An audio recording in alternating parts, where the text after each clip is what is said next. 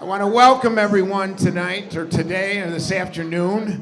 It's wonderful to see everybody. Can we get a real big round of applause for Sarah, who really put this together along with her team? So Mike and Andy, I saw Andy earlier. Is Mike here? Is Mike here? Mike. Very good, thank you. So they did a great job putting it together. This is absolutely the largest membership meeting that I've ever been a part of. And I've been here, and just having Ed Hassan present really makes it special. So we really want to thank you, Ed. But it's really nice to see everybody. This is what we're trying to do. Get everybody together. The purpose, we're still trying to figure out our purpose as a chamber, but part of our purpose is to bring everyone together. Help that dreaded word, but it's also the word we do, the term networking. So hopefully everybody has the time to network, hand out as many business cards as you can, get to know everybody. But the real draw today is none other than Mr. Jim Dodge. Let's hear it for Jim. I'm not introducing him. I'm going to still say a few more words. We want to thank Jim Dodge.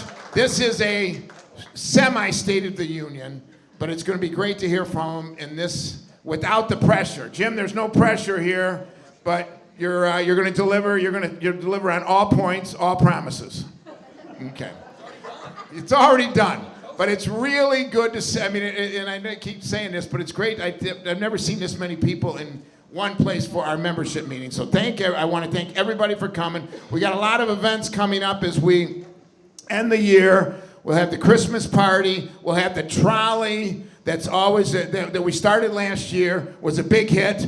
We'll do that again. That's a nice part of it. And remember, at the Christmas party, you might even have Santa Claus there. So I know that's some people get annoyed by him coming in. Some people are happy to see him. So we'll have to try to balance that out. But then going into next year, we're really working. We've got our installation, which we're going to have back at the Porsche of Orland Park, like we did last year. I hope everybody enjoyed it there. I'm going to double the length of my speech this time, so everybody will get to hear me run on as much as possible. Mary Adamowski's here at the Orland Park Library. Let's hear it for the Orland Park Library. Yeah, we love the library. I call the library the jewel of Orland Park. And we got to keep shining it up, and nobody can shine it up better than Mary and her team. So we really thank you for coming out today. It's all part of the team. So next year, we'll have our installation in February at Porsche of Orland Park. Did I mention it was going to be at Porsche of Orland Park? Then, yes, I did.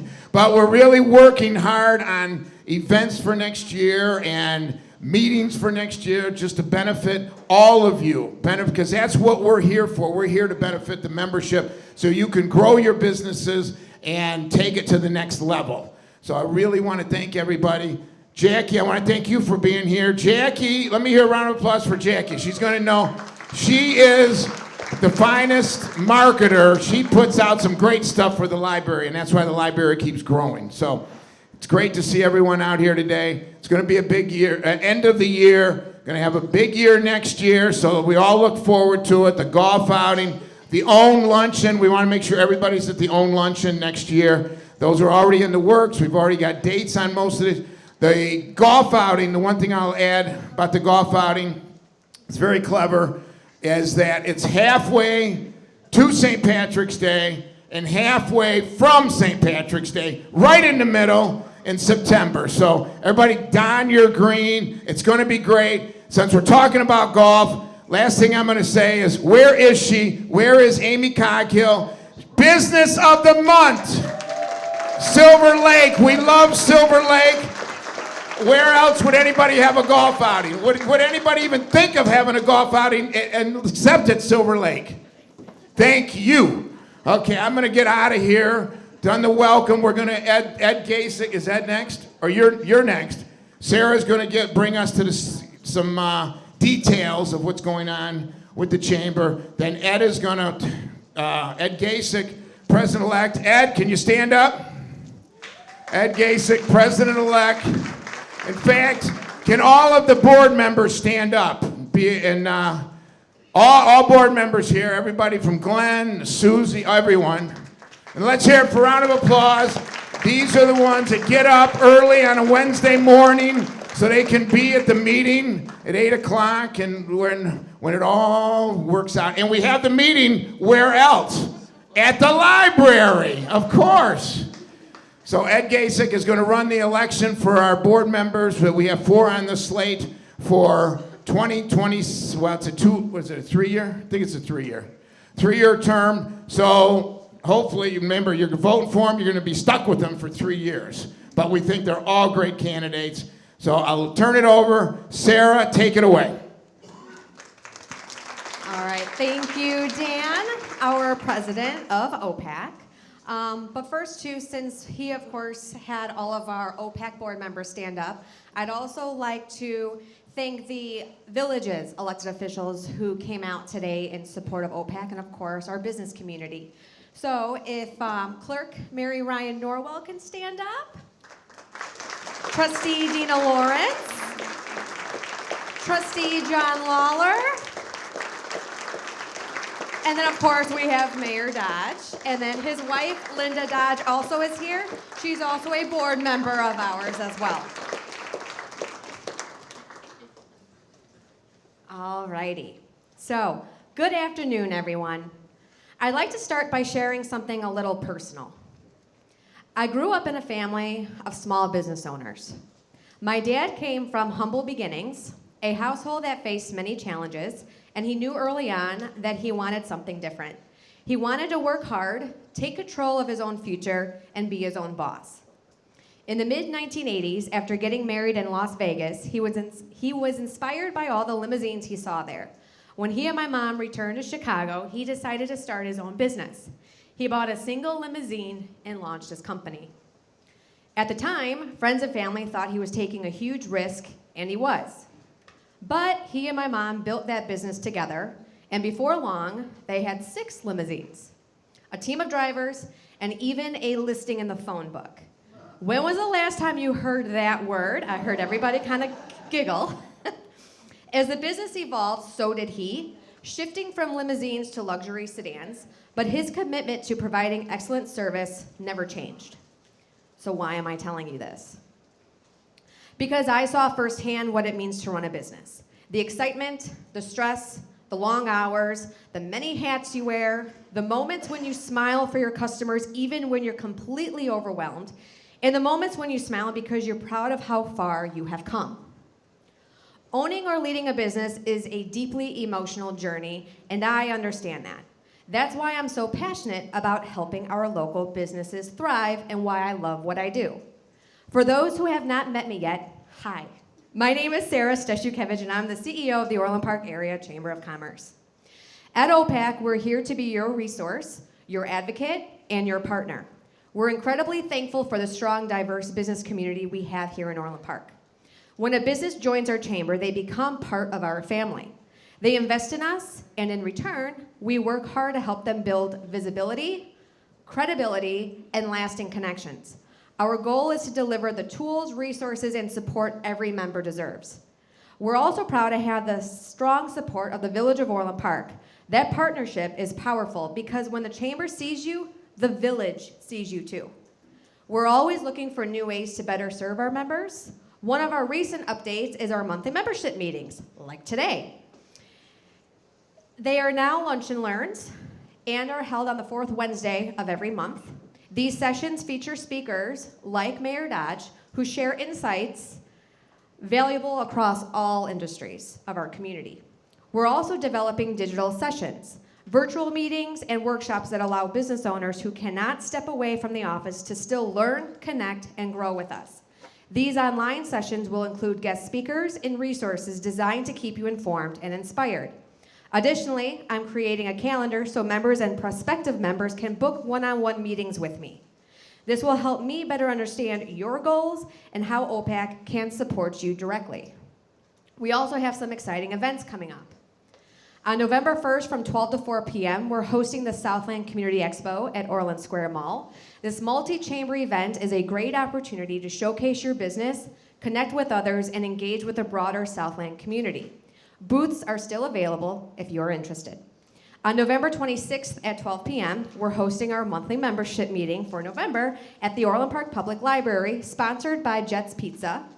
Our guest speaker, who brings experience from Wall Street, will discuss AI and the shift towards a digital economy, a topic that affects all of us. Please make it a habit to check our calendar regularly. There's always something happening at OPACC, and we want you to be part of it. There's also a November calendar out front at the check-in table. If you did not grab one, I'm certain we have more copies to give out. I'll also be around after today's program and look forward to meeting many of you, especially those I have not had the chance to connect with yet. And before we welcome our guest speaker, I'd like to turn it over to our president-elect, Edward Gasick, who will announce the nominations for our board of directors.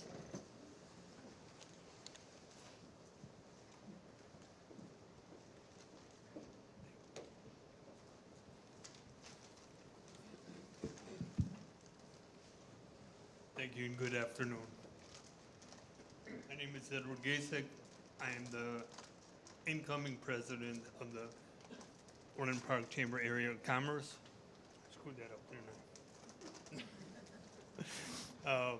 The Orland Park Area Chamber of Commerce is an Illinois non-for-profit corporation which is governed by a board of directors currently consisting of 15 members. The chamber bylaws require annually 1/3 of the board to be elected to a 3-year term. The current members are the following: Dan McMillan of RZA Auto Group, Edward Gasick, Maxim Maintenance, Ramsey Hassan, Edwards Realty Company, Lindsay Evans, Liberty Point Realty and Consulting, Cindy Drew, BCD Enterprises, Charlie Dwyer, Darvin Furniture and Mattress, Susan Parisi, Elite Maintenance and Painting, Linda Dodge, Orland School District 135, I apologize, and Jeremy Slager, Ballet 58, Rob Waymeyer, Waymeyer Photography, Nabia Zager, Publicity Communications. The upcoming board members for this election: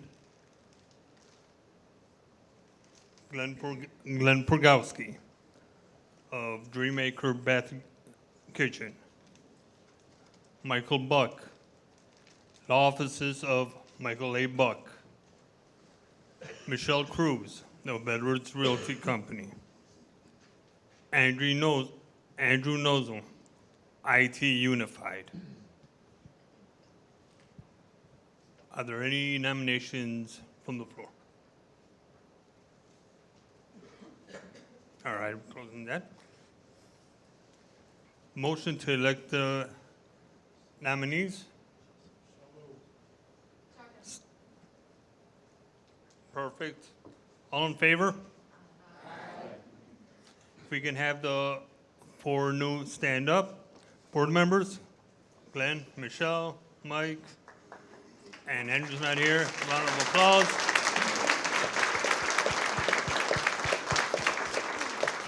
Thank you. Congratulations.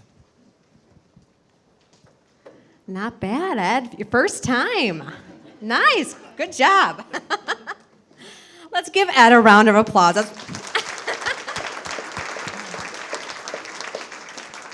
Alrighty, so thank you all for being here and for your continued support and commitment to the success of our chamber, our businesses, and our community. Since taking office, our guest speaker has worked tirelessly to bring back community to Orland Park. We've seen a return of collective efforts, intergovernmental cooperation, unbiased support of local businesses, and respect for all. Ladies and gentlemen, please join me in welcoming Orland Park Mayor Jim Dodge. Thanks, sir. Good afternoon, everybody. Thank you. I don't present like Dan does, so this is not going to feel like we're at an auction. Sorry, Dan. Just saying. But appreciate everything that Dan and others do for the chamber, so we thank you for this opportunity. So, you know, this presentation, we kind of thought about it like a mini State of the Village.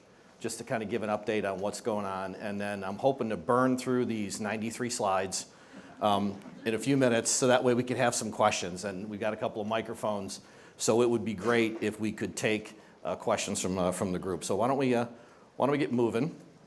And I wrote this like I'm still a business consultant, because I still am. So this is not going to feel like a governmental update, probably not by a country mile.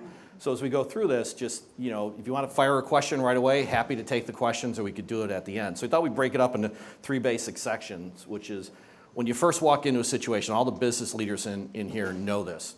What is your actual situation when you walk in, right? What is your context? What are you operating in? So we'll talk through some of the things that we've discovered, and I'd like to kind of lay out where we are going. And by we, I mean multiple definitions of we.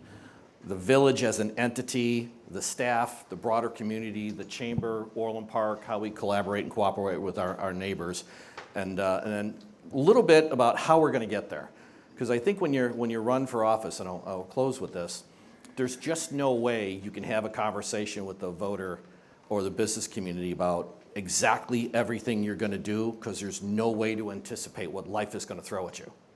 Right, so it's about communication, it's about transparency, about trust. But before I go any farther, I don't want to forget, we got a number of officials here from other entities. 230 is here, Township is here, 135 is here, and Fire District as well. So we're just thrilled that the other local governmental entities that make this a community are here and represented. So we appreciate you being here. And then could you guys at staff just stand up? I'm going to burn quickly around the table.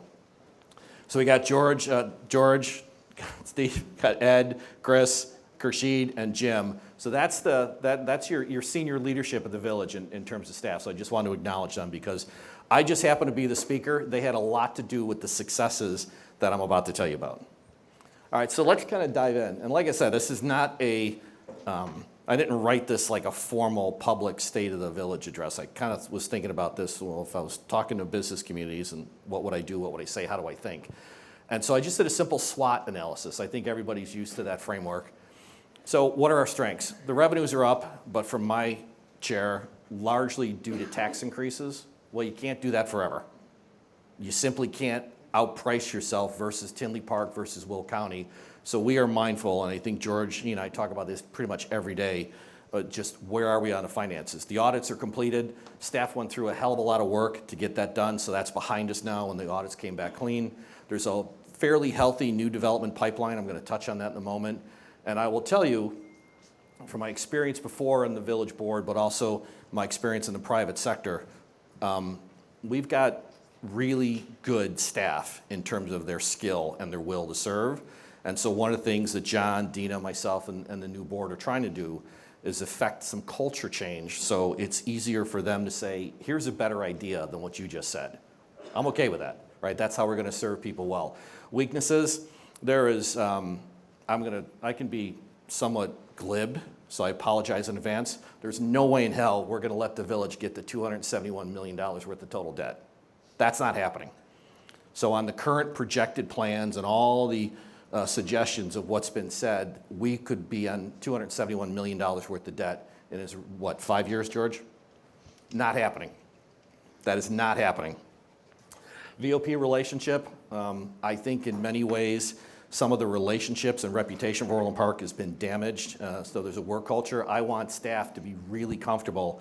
If Dina runs in and says, I got this great idea, for staff to say, I get what you want to do, here's a better way to get that idea to come together. That's one of the things that we're trying to change. Police department, we haven't expanded the police department about 20 years. Needed to be expanded. So we're doing that as we speak. Right now, there's not a lot of updated plans. One of the things that we're undertaking, it's going to be a hell of a lot of work on Steve, so we'll send him our sympathy and empathy. We are redoing a lot of plans, and I'll touch on that in a minute. And then I don't know how comfortable this is for most people in government, but I talk customers. I say customer experience. I say customer service. It's not about residents. It's not about taxpayers. It's customer service. And that's a vibe thing, so I think we're going to keep working on that one. George knows what we're doing. Here's some of the big opportunities. Rebuild the relationships and a reputation.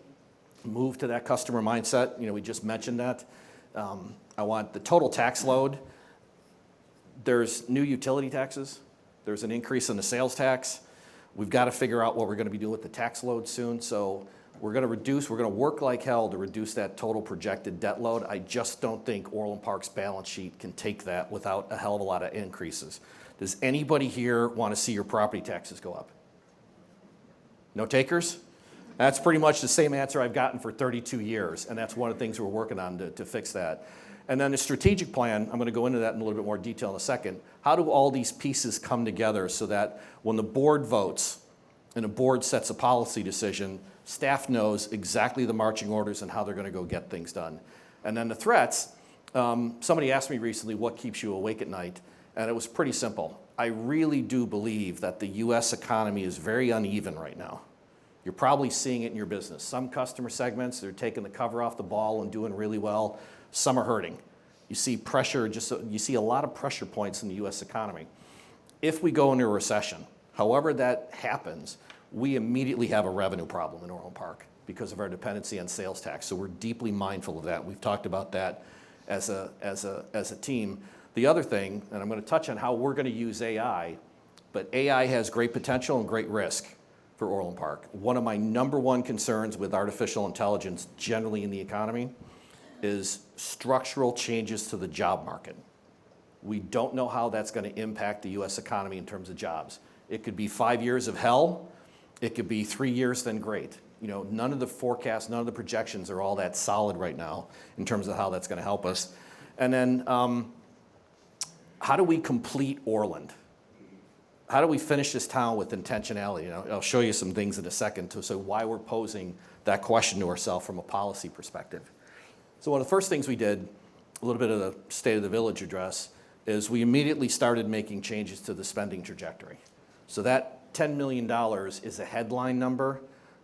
We worked with staff and some developers reconfiguring how we thought about that park that's going to be developed up in the 143rd Street in LaGrange with Hassan and Edward and Ramzi Hassan, their development corporation.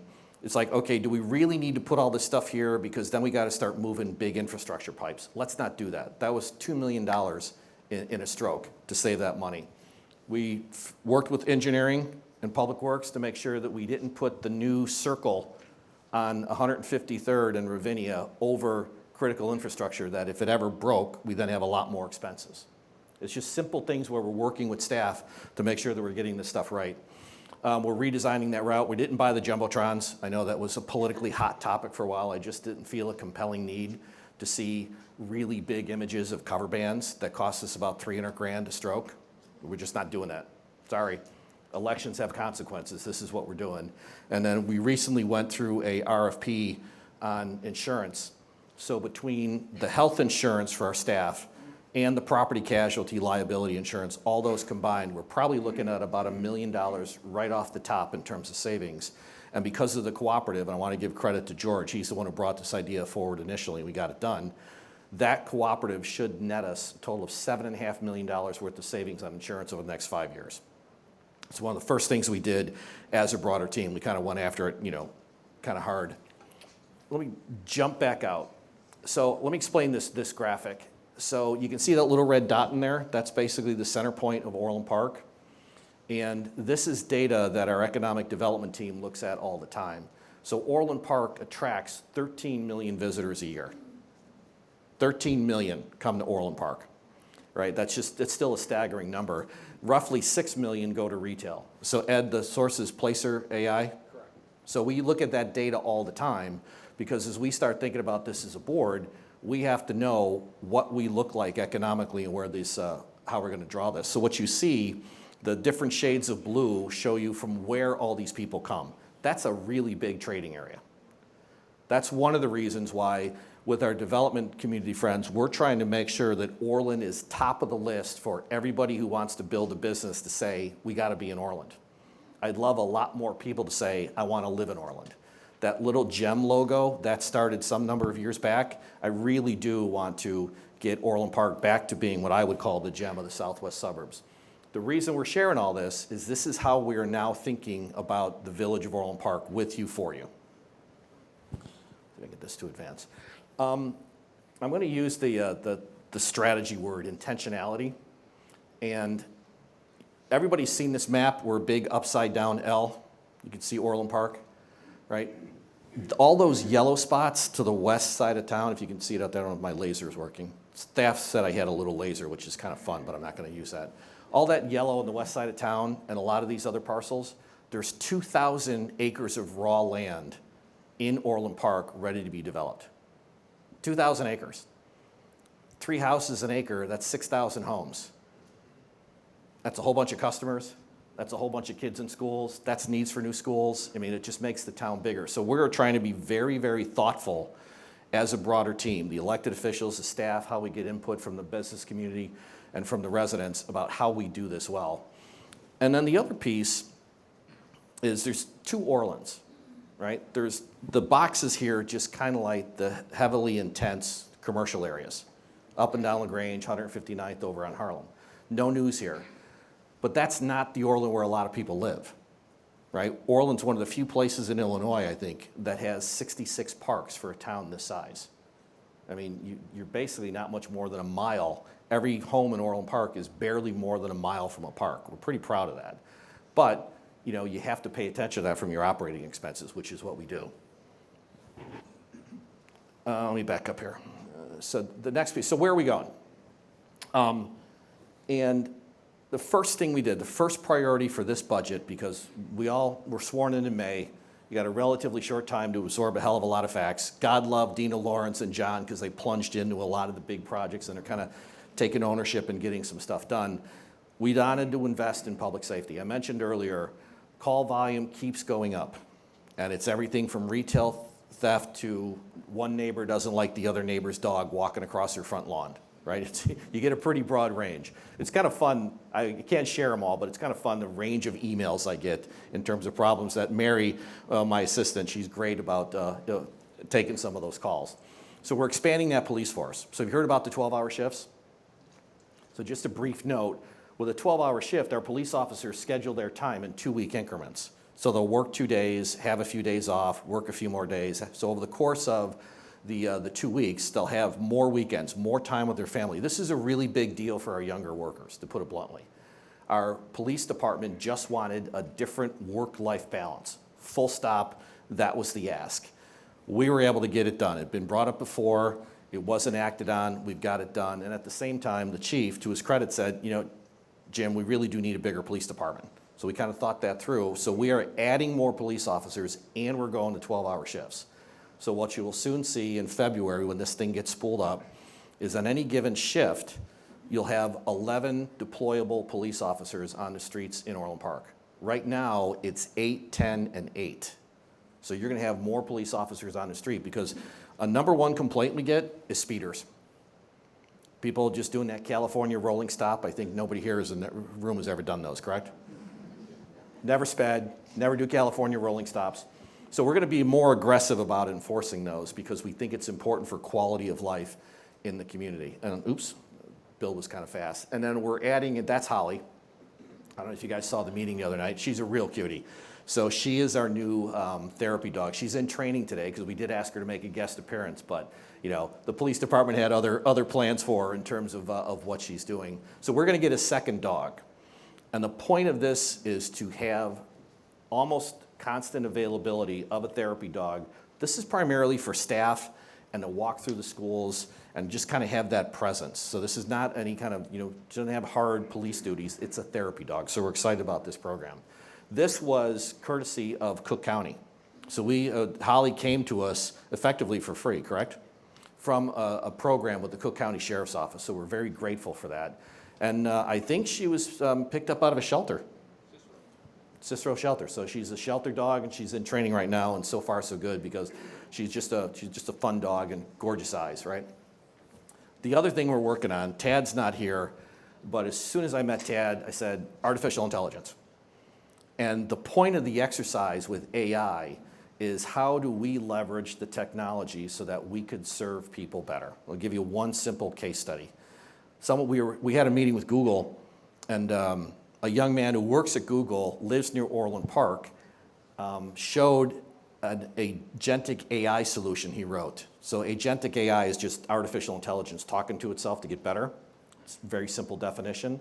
So he read the entirety of all of the state building codes, and he read in the entirety of every change Orland Park has ever made, so that he could simply be in the field on his iPhone saying, is the height requirement for a stairway? And then it would bash together the two building codes and come back with the complete answer based on all probable conditions. So it's like, yes, we're gonna do more of this because we'd love to enable our staff to be able to be that accurate, that quickly, and then just get to a better place where quality goes up and cycle time goes down, because that matters to cost for what we're doing with the village.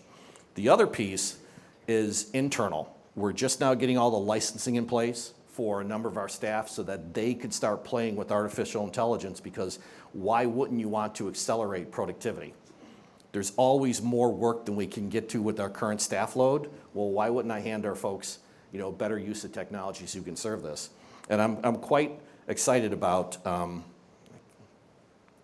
the use of AI to do building permits. That was kind of, anybody try to get a roof permit after that storm, right? And so one of the things we're working on, no promise, but this is what we're working on. There's no reason why if we do this well, you should be able to get a simple permit, like for a driveway rebuild, in 3 seconds. You submit all the document, the machine ingests the inputs, and it's basically automatically approved. So that's one simple example. Or you go on the website, and instead of all the crap you go through, that's a technical term, crap, you go through on our website to try and find an answer, you ask it in natural language, do I need a permit? Well, the default answer is yes, right? But we're gonna try and make seamless customer service a thing in Orland Park and everything we do for a whole raft of reasons. And then the other piece here is, did any of you hear about our drone program? Do you guys see this? And so a very, very quick, and we're gonna play a quick video. We have 8 drones right now in our police cars. They're constantly deployed in the back of our cars, and those police officers have been trained, they're FAA certified, they've got the controller, you can get a drone up in the air pretty quickly. This is a different thing. So this is kind of a cutting edge, bleeding edge program where it's drone as first responder. So this is an altogether different level of technical sophistication on the drone, including infrared capabilities, so that if you have a memory care patient, if you have a child that kind of wanders off, because that happens, right? We can get this thing out there in a handful of minutes and pretty much covering the whole village, and we're looking at bringing in more of these things so that you could get eyes on as soon as possible while your personnel are en route. So we're pretty excited about this program, and we had a kickoff the other day. Chris? Orland Park 911, do you need police, fire, or medical?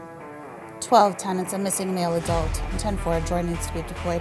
10-4, DFR will be launched. Orland 1501, I launched the DFR.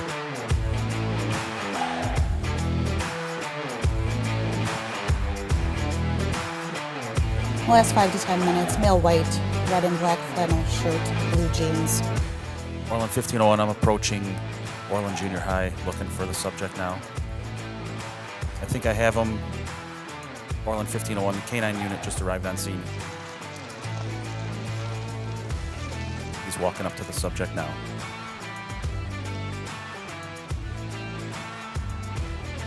From 714, everything's 10-4. I am with the subject. Orland 1501, I'm going to return back to the station with the drone.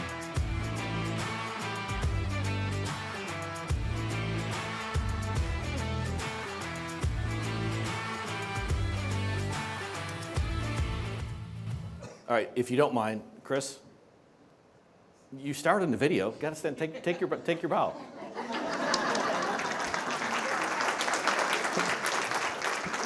So that was obviously a demo, and like I said, we just had the conversation. It's pretty sophisticated technology. I'm really impressed with that camera capability. So it can be launched by a dispatcher.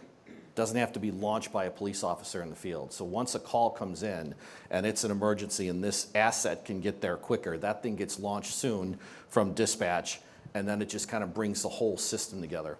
And so we're excited about the capability, and we're excited about working closely with the school districts to make sure it's like, okay, how quickly do you need an asset like this at the schools for a whole raft of reasons. So we're excited about the technology. And let me say it again, we're blessed that Orland Park has the financial wherewithal to go out and try what I would call a leading edge program like this. So we're going to keep this one updated.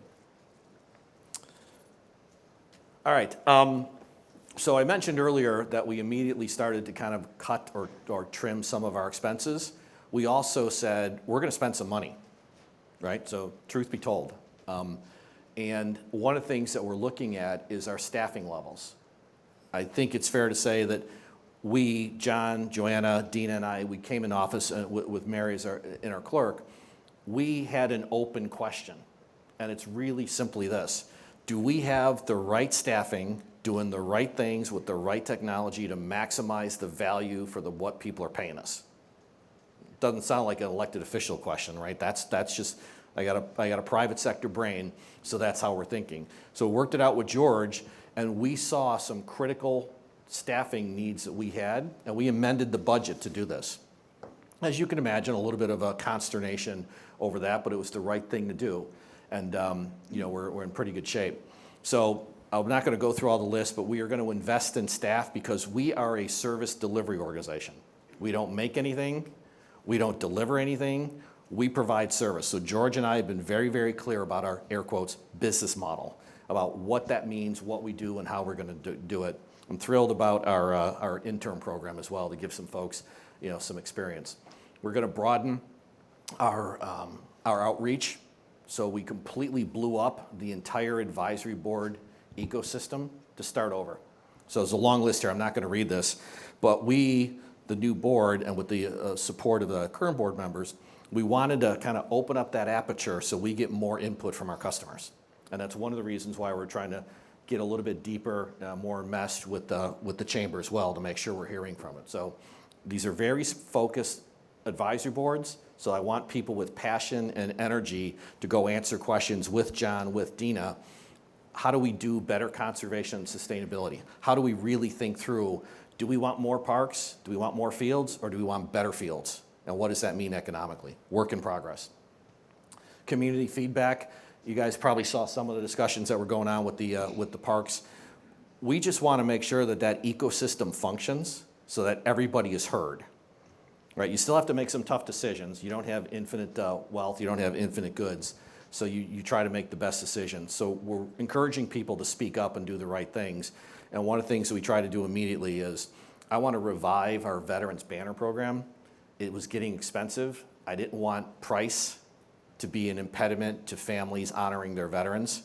So it had attrited down, so we're changing that so that we have more opportunities for more veterans families to afford that.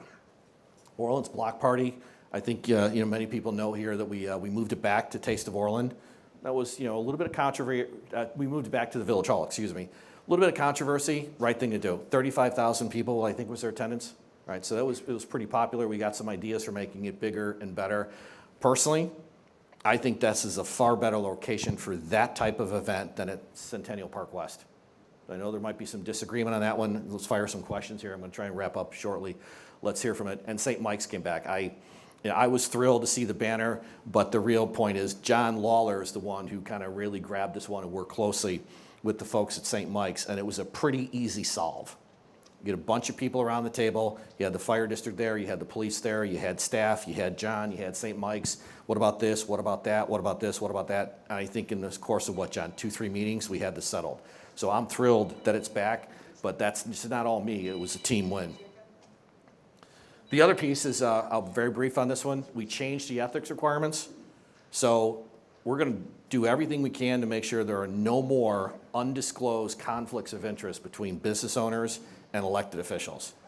So now, if you're going to do work with the village, you got to fill out this form that says you do or you don't. If you have a relationship with an elected official, it's not going to preclude you from doing work in the village. You just owe it to the public to be transparent. That's now local law. We passed a resolution to thank the folks that, as I call it, they build things and keep things running. Labor's pretty important. And I appreciate that what organized labor does in terms of its apprenticeship programs. A lot of kids nowadays are not choosing college Right now, some of the economic analysis on being an electrician or a plumber look a little bit better than some college degrees. So we're happy to support this initiative. And then, this is a big deal. When that whole thing came up with the township, when some select part of that township board decided to not have the Department of Motor Vehicles over there, working with other governmental entities and a charity, they're down at CTF, you know where that is, 183rd in LaGrange? Right, it's a great facility for this. It's a perfect facility for this. So we're glad that we could work that out with the Secretary of State's office. And then come next year, we are moving early voting from the township to the Civic Center. And we think that'll work out, because anybody waited in that long line in the weather? At least now you could do it in the building. And Orland Township was one of the most prolific early voting sites in the county, so we're thrilled that we could keep them there. And it's about the collaboration. This is about service. One taxpayer, line items on a tax bill. That's how we're approaching this with our other, our sister agencies, if you will. All heard about the junkyard, or the so-called junkyard, the repossessed auto lot? I'll tell you a little bit of a quick story on this one. So I understand why they wanted to be there, because that little red square, that's unincorporated Cook County.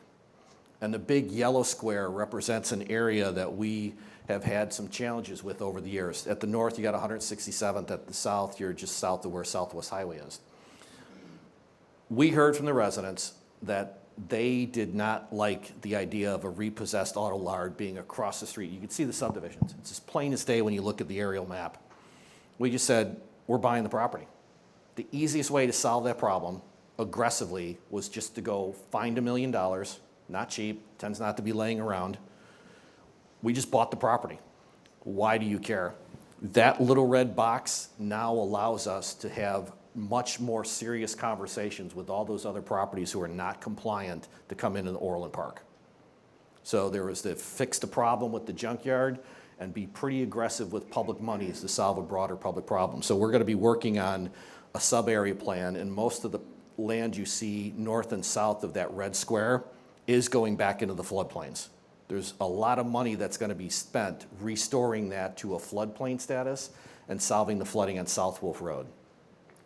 Public feedback, decisive action, board decision, solving a problem. Capitalizing on our strengths, you know, I'm just going to do this. You've all heard about Costco, how they're changing. So the red square is where the new roundabout's going, as well as their 40 pump gas station.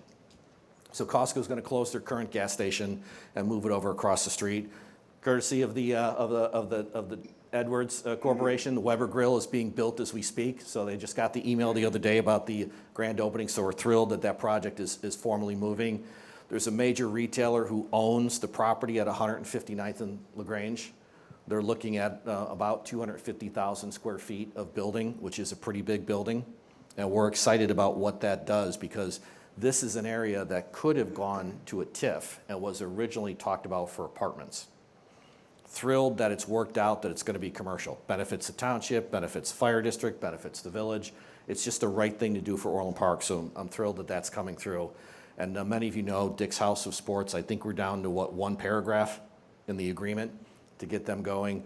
This is a major investment, and TIFs will be, Dick's will be moving to the Sears building, and they're bringing in 2 new retailers that they're working out those details. So finally, after 6 years, and with public investment and a TIF, you're going to see that old Sears property come back to life. And we think we also, Ed, if I'm not mistaken, we have some interest in the backfill for the current Dick's. So we're excited about all these pieces moving together. Why are we doing this? We're a retail center. We have 13 million people who come to Orland Park every year. We want to make sure that they keep coming to Orland Park, because that gives us strength to all of our businesses. All right, let's keep going here. So I'm going to briefly do this. On the lower piece, planning for village facilities, there is no current business plan for Centennial Park West. It's a $15 million concert venue, $4 million more of interest payments to come. What is our business model? Right? We can't keep losing money on those concerts. When the original concept was an open space to do concerts, we got to figure out how we're going to make this thing make financial sense. We talked. This is a horrible name, so I'd appreciate suggestions.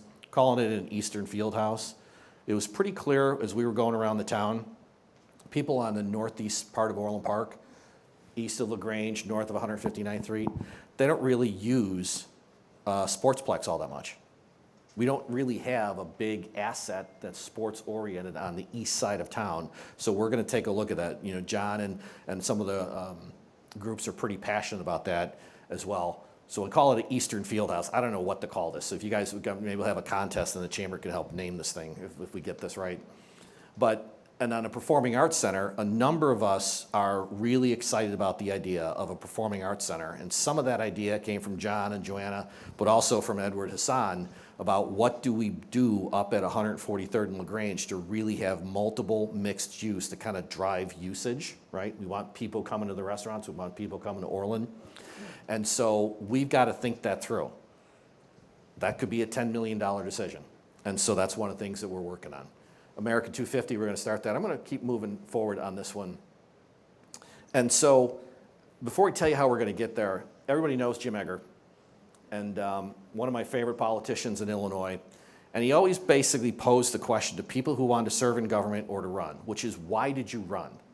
And his answer, which he was really clear about telling you, his answer is, you're here to solve problems and to help people, and you're going to do it with the 3 C's: civility, compromise, which is often a dirty word these days in the modern political climate, and it doesn't necessarily mean that you forsake everything. You got to fight like hell with civility for your idea, but you might have to compromise.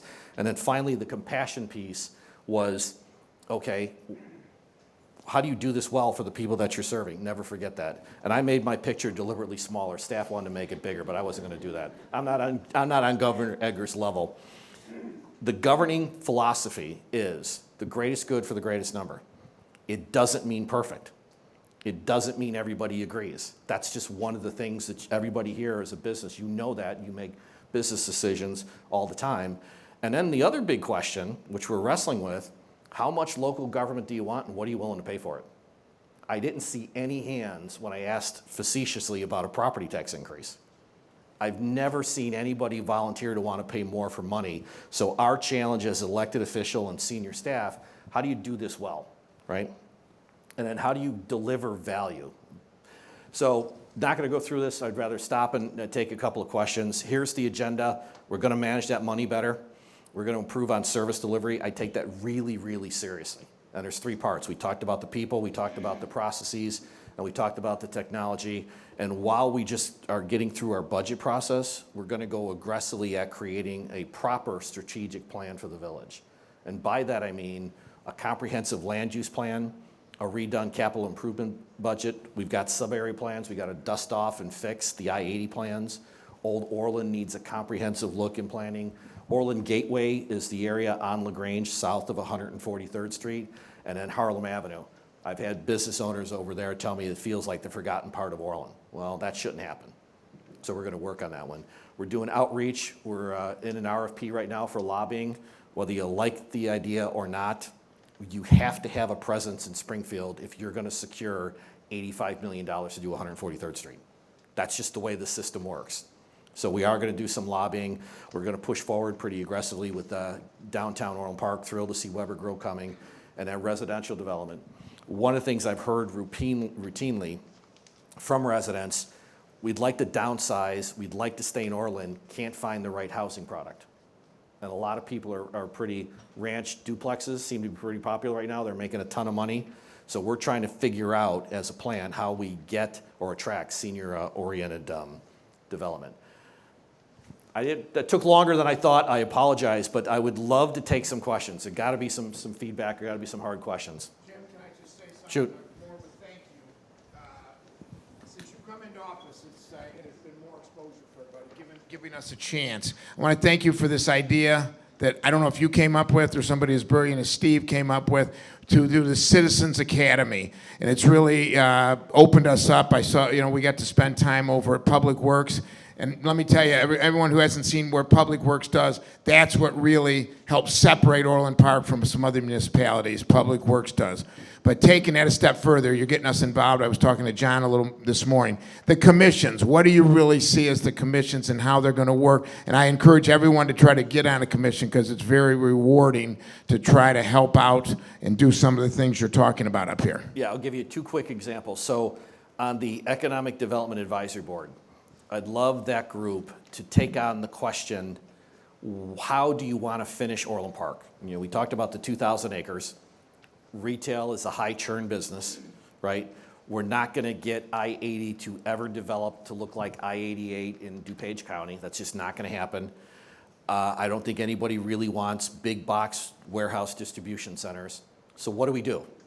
How do we do that? How do you solve that problem? And then what kind of mix of businesses do you want to bring to Orland? So that's the EDAP side of things. For rec, we split apart the rec-focused committees because there are people who are really passionate about the fields and the quality of the fields and facilities.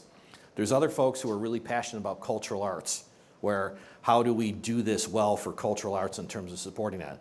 Others care about youth sports. So Dan, the short answer to your question is I want each of these groups to go take the issue and kind of run with it with input from the board or from trustees, but listen to people. Right, the Dugan Park pickleball thing didn't have to quite turn out that way because the residents were telling the board we weren't listened to. That's over. We're going to find multiple ways to listen to our customers. So that's what we want those commissions to do. Hi, Mayor Dodge. So as you're aware, right now the county's 3 months late on its property tax bills, and the business owners here probably know too. Recently, Harvey and Country Club Hills had to do some cuts and furloughs for staff. If the county system is still late, as far as property tax bills into December or the new year even, is there any anticipation for budget issues with the village as far as property taxes go? No, we're lucky, we're in good shape. It's going to have a different impact on other entities like Fire District and the township because they're more dependent on the property tax. The village has pretty healthy fund balances, and we're trying to figure out exactly the right amount of money to have in the bank to keep the bond rating healthy. But we're okay from a revenue perspective because the majority of our revenue is sales tax, and then our share of the state income tax, and then I think my 3rd or 4th down is probably property tax. So we're blessed in that regard. Hi, Mayor. I'm really excited to be here today, and there's a lot of positive vibes going on here. This whole room is packed. And everybody at each one of these tables are top-notch, first-class, AAA-rated business people who every day are making Orland Park a great place to live. I'm excited to be here for 40 years, and we've got great diversity in the room. We've got the great Lena. And I'd say what you should do, my suggestion, you have a great itinerary for the rest of your career here. We got a plan. I love it. So why don't we do this every few months? Every few months, because you could easily get this accomplished. Call the great Mr. Orland Park, Dan McMillan. Tell about it. It'll be done. The great Hassan family, it'll be done. The great largest real estate owner in all of Orland Park, Amy Coghill, my friend for years, it'll be done. Contact me, come on my show, it'll be done. Cool. And for those of you who don't know me, like I said, I'm a real estate appraiser, real estate broker, ABC, NBC, and Fox. I have the longest running show now, 19 years. I'm excited and I'm proud to be a part of this group, and I'm proud to be a part of your chamber, and I'm happy to help you with everything. We'll take you up on that. Thank you very much. Thanks. Any hard questions? Any trick questions? Come on, let's have some fun. I got staff here to bail me out if I don't know. Go ahead. I don't have much. What? Excuse me, I don't have much of a question, but more of a comment. I was listening to a presentation from Freddie Mac, one of the conventional loan companies. Yep. And they were saying that first-time home buyers and seniors were competing for the same housing, and that was driving up prices in that range. But they were also coming off the market super fast. Right. So I was just thinking that rather than try to focus on senior housing, but maybe try to figure out a way to have more appeal for first-time home buyers and the seniors downsizing. And I'm thinking a mix of the community with seniors being helped by the younger families and having that integration type of thing might be very beneficial. Everybody heard the question, right? And I think it's a good one because that big question is precisely why, and staff brought it forward, and we're doing an RFQ. We're going to go out and get some outside help to think through exactly that. with 2,000 acres, what do you build where? And one of the ideas we had, but it's not necessarily proven, is if more seniors were selling their homes because they wanted to downsize and moving into an appropriate product for them, it unleashes some inventory in the rest of town that might be smaller starter homes. I don't know if I like that label. So, but yeah, we're thinking about that, and that's going to be in part of the plan. Hi, I'm Christina Cerny. I'm the Director of Development with Park Lawn. We're a local nonprofit serving adults with intellectual and development disabilities. Okay. We We actually are your residents and as well as your workers within the community. So my question is, how do organizations like ourselves, and especially social services organizations that are really involved with the IDD community, get more involved with consideration for a lot of these future projects and housing projects and things like that? Because I feel like we might be missing a population here. It's a great point, and it's, in my mind, it's buried in that line that says outreach and lobbying, because I was running out of space in the presentation, so I apologize. One of the things that we've already talked about is how we know of all of the things like your organization in town, and we help you get the word out. So that's point number one. So we're going to reach out. I know where Dean went. We're going to reach out and start talking about that, because you're right. That's important for a whole host of reasons, not the least of which is it gives Orland Park a sense of community. The 60,000 of us who live here, it's not just about the mall. It's about community. And things like this are the connective tissue that make a community work. So don't leave until we get your number. And then we've talked about this. I mentioned it under IT. We have to completely rebuild the website. I'd like to have, or one of the things an idea we floated is, if people say, hey, I've got this issue, I've got this need on our website, we can help them find you. And so as we think about zoning and density, there's those issues, but there's also, in my humble opinion, awareness. I snuck in here somewhere on the budget plan. I think I blasted past it. I'd like Orland Park to do more marketing. And what I mean by marketing is like the classic sense of the word. How do we tell Orland's story? And you guys are all part of the story as the businesses, so you can find it in Orland Park. So we kind of kicked around that idea for years. We didn't really get there. I'd like to float that back up as an agenda item with our website rebuild and the AI. Our website should be really customer friendly. Hey, can I find this in Orland Park? Yes or no? We can do that much. So let's make sure we know how to find you. Sir? I have a couple of questions. Number one, is there any update on the Andrew property? We are in conversations with a developer who wants to bring it back online. The non-trivial problem is the contamination. So we're trying to work through, and that gets to be pretty heavy math to dig out that much dirt and take it off site or to environmentally fix it on site. So we'd love to see that property come back online, right? So we're having some conversations, but that's a tough challenge, and it's because of the contamination. So it could be a commercial building tomorrow, but for people that might want residential, it's a much different problem. Right. So it's a work in progress. And my second question is, through some traffic analysis, I heard that Cook County had looked into the possibility of developing an exit off of I-80, either at Wolf Road or at Will Cook. Mm-hmm. Has there been any further expansion of that concept? Because they believe that that's one reason that that's an undeveloped area, that there's just too long of a drive between Maple Exit and LaGrange. Gotcha. Everybody heard the question? So we would love a Wolf Road interchange, period. Orland Park would love a Wolf Road interchange. If we started tomorrow, meaning seeking the money, getting the engineering, getting the land acquisitions, 10 to 15-year project, I will be retired by the time that interchange happens. And so we would love one.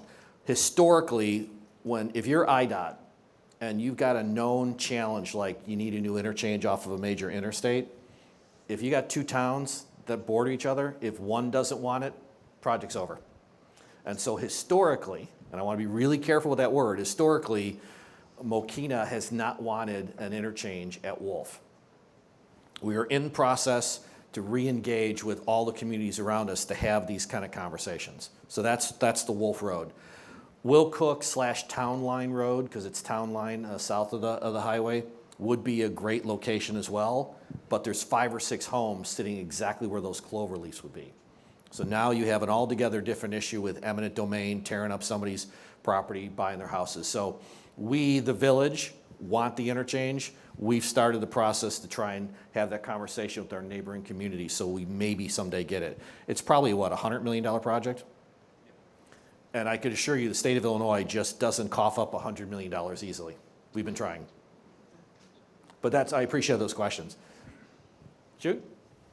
Speaking of Will Cook Road, there are two issues with Will Cook Road. The speeders, the motorcycles, and the race cars are out of control. Wait, please use the microphone. I want everybody to hear you. Yeah, sorry. Okay. Oh, I'm sorry. Hi, I'm Nancy Fallon Hool. I'm a business lawyer, and I live right across Will Cook Road in Homer Glen. The speeders on Will Cook Road, the rocket motorcycles and the race cars on Will Cook Road are out of control.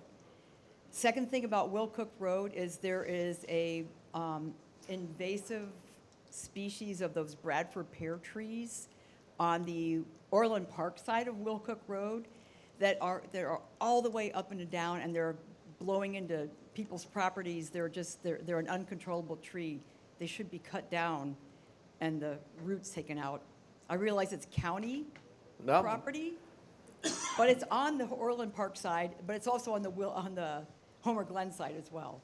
So I'll take the speeding question first. Speeding is a problem in Orland Park because, you know, we have a lot of, we were all young once, right? We can all admit to that. I had a lead foot and I had more than a few speeding tickets when I was younger. I got a pretty nice Mustang and I know that it's chip limited at 131 miles an hour, just saying. And so I get why someone with a hot car wants to go really fast, and we've built a lot of nice roads around here where you got like a perfect 1 mile strip like LaGrange to 171st and 179th. So we know it's a problem. So we're doing a couple things. You heard about the expansion of the police department. It's gonna go after those things. Yesterday we had a meeting where we were talking about completely changing the regime of how we do code enforcement. We don't want to be overbearing, we don't want to be heavy-handed, but if you're breaking the rules, you're going to get fined. Part of that, where we're going to kind of work this out. And so having more cops is going to help with the speeding because it's an issue across the town. It's an issue across the town. We've got people with reckless speeding in neighborhoods. So that's where you're, what, 30 miles an hour over in a neighborhood? I mean, come on. How much more can I charge you until you get the message, right? So that's a work in progress. And one of the things on the Bradford pear side of things, Dina is really passionate about things, conservation and environment. So it's on her radar screen now. So thank you for bringing that up. I'll keep talking about this stuff, but I know everybody's got to get back to work and make some money. So I'm happy to stay and keep taking questions if everybody has to leave. Wait, hang on, Dan. I know you don't need a microphone. We'll get this guy first. Is there a business license moratorium? There's a business license moratorium on certain businesses only. So anything that was in flight is going to go forward. And the reason for doing the moratorium is because we had a lot of people wanting to do the same things, and we had these big strategic open questions about what businesses do you want in Orland while you have we're 12 years out of date, so to speak, on the comprehensive plan. So our comprehensive land use plan is kind of what governs those things, not necessarily the zoning, but the land use plan. So we want to update all of that after we think through how we want to balance out Orland Park. So yes, but it's partial. And it's 9 months. And you know, again, if something was in flight, we didn't want to have drive up costs for the private sector and slow things down. Dan? Can everybody hear Dan? The celebration for 250. Yes. Well, one of the things we talked about was the idea of how do we add to our events during the course of a year to kind of just celebrate America 250. And I didn't want it to necessarily be dictated by the state or by Washington. I thought we could get together a group of people to say what things unique can we do in Orland Park. So yes, we're thinking about a Memorial Day parade because a lot of towns that I've been in around Illinois, you have a parade, 4th of July, Memorial Day, et cetera. We don't do that. We still have a Christmas parade. The Lions Club isn't doing it quite the way they used to. There was always challenge. It got to a certain point where you just couldn't stop LaGrange Road anymore for the Lions Orland Days Parade. So I want to bring all that back. And Dan, it goes to the bigger thing of what creates a sense of community in a town like Orland Park.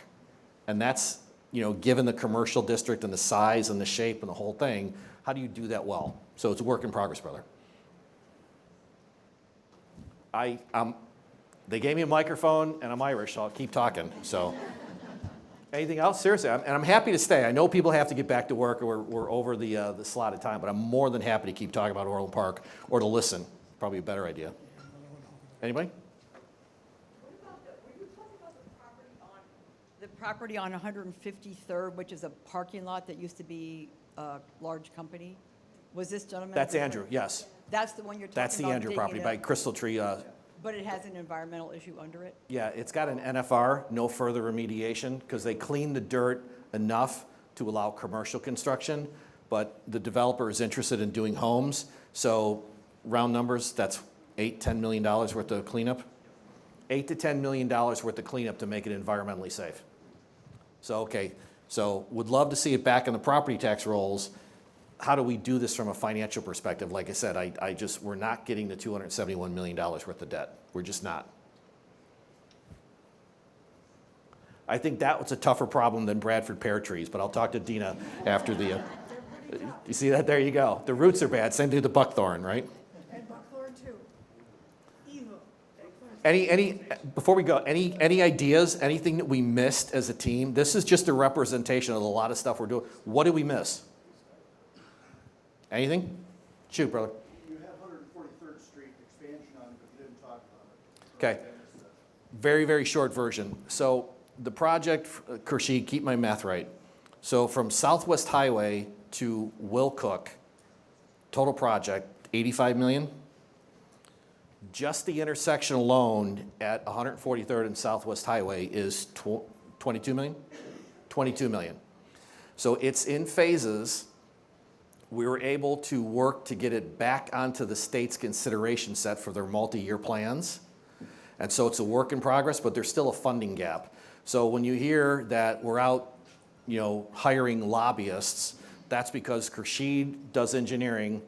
We're trying to get everything. So we need time in Springfield to, quite frankly, make sure that we get the money. We can't do that project out of the Orland Park bank account. So the reason it's so expensive, where it dips and floods? You got to build a land bridge through there. Land bridges are expensive. That's why it took forever to get 159th fixed, because it's a land bridge through a swamp as well. So work in progress. We're hopeful that in the next couple of years we can seriously get moving on Southwest Highway to West Avenue. So we're focusing on that piece now, and then we'll figure out all the other stuff. But it's a hugely expensive project. And $85 million is today's money. Call it 95 by the time we get it done and built. It's a lot of money. Anybody else? Here, let's get your microphone, because you don't look like Dan. Hey, assistant varsity cheer coach. I'm just as loud. Oh, there you go. All right, then put the microphone down, friend. I was just curious more about the Eastern Field House for athletics. Would that be? Uh-huh. And would that kind of be off of 143rd and 88th Avenue, possibly? It very well might be located there. Excellent, because I noticed the sign was now gone. Yeah, I don't control individual property owner signage. Oh, okay. That's very exciting. Well, it's, and part of it is, all kidding aside, right? And I appreciate the spirit it's asked in. As you look at the whole town, you saw the map. We're a big upside down L. Oak Lawn's the same size as Orland Park in population. We're 4 times larger geographically. You need more cops, you need more streets, you need more pipes, you need more everything. And so not everybody wants to go from 135th-ish and 80th Avenue all the way to Sportsplex. That's just the reality of how people use these facilities. So we've been thinking about it, and I know that the board, we're serious about doing this, but we're not going to do it without a business model or a business plan, because we don't just want to go out and spend, pick a number, $5 million. I'm making that up. Totally made up number. without having a thoughtful business plan and the consensus of the voters. So that's the work in progress. And that's why when you hear us drone on, yet another consultant's working for the village, you know, George and I have been pretty clear with one another.